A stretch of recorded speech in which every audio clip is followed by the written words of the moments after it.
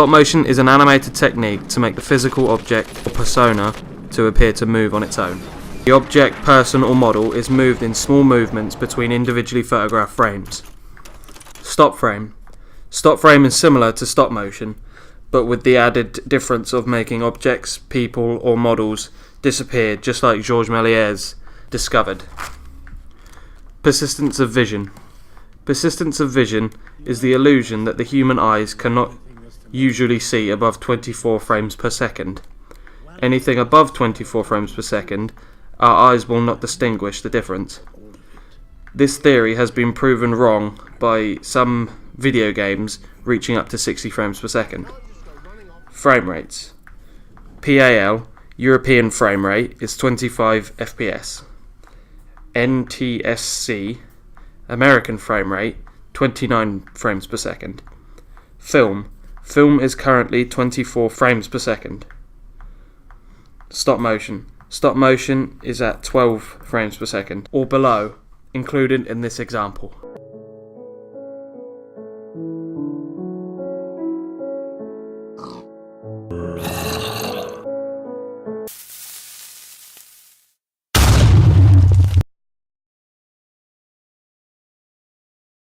Joseph Plateau, the phenakistoscope, an early animation device that used a spinning disc of sequential images and the persistence of vision to create an illusion of motion.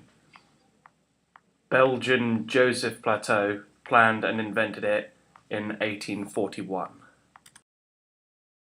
Zoetrope, similar to the phenakistoscope, apart from the added extra of a cylinder with slits cut vertically in the sides. As it spins, the user looks through the slits at the pictures across, giving the illusion of animation. Zoetrope was created in 1833 by British mathematician William Horner. The successor of the zoetrope, it was invented in France by Émile Reynaud. Like the zoetrope, it used a strip of pictures placed around the inner surface of a spinning cylinder. It improved on the zoetrope by replacing its narrow viewing slits with an inner circle of mirrors. Edward Muybridge, an early motion picture device. It was designed for films to be viewed by one individual through a peephole window at the top of the device.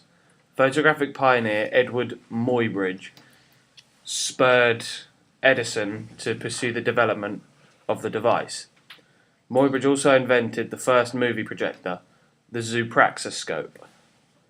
The device projected images from rotating glass discs in rapid succession to give the impression of motion. Georges Méliès. Before getting into motion pictures, he worked as a conjurer and an illusionist. He started working on his own creations in 1895. He discovered that he could use stop-motion photography to render trick visual effects in his #1 film, A Trip to the Moon, in 1902. Willis O'Brien, an American motion picture special effects and stop-motion pioneer who is responsible for such films as The Lost World, King Kong, and Mighty Joe Young. King Kong was O'Brien's first big creation, with audiences moved at theatres due to the realistic models and smooth movement. Ray Harryhausen, another American visual effects creator who worked on stop-motion animation known as Dynamation. His most memorable work included the animation of Mighty Joe Young in 1963. With his mentor Willis O'Brien, his first colour film Jason and the Argonauts in 1963, featuring a famous sword fight against several skeleton warriors. Jan Svankmajer, a Czech filmmaker and artist whose work spans over several medias. He is a self-labelled surrealist known for his animations and features.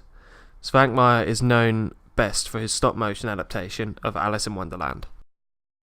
The 1980s film Star Wars was the first full-length film to include actors and stop-motion at film's frame rate of 24 frames per second. This gave the famous AT-ATs their smooth but sluggish walk. This means more frames and more pictures, but a smoother sequence overall.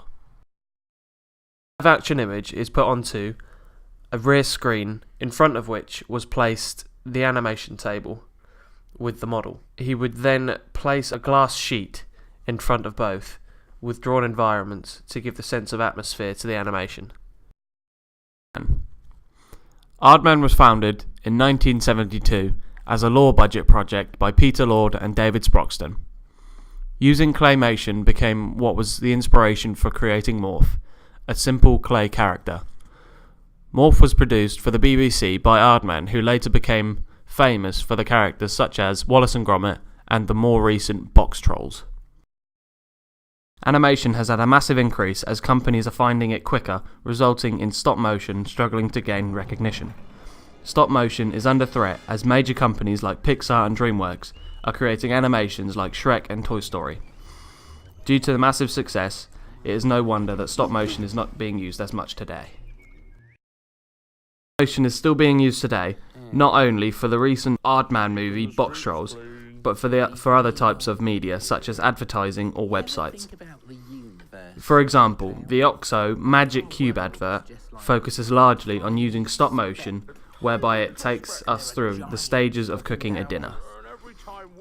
It could be said that this was used because it suggests that it is worthy of being similar to a cinematic standard, and therefore suggests that the product itself is exceptional.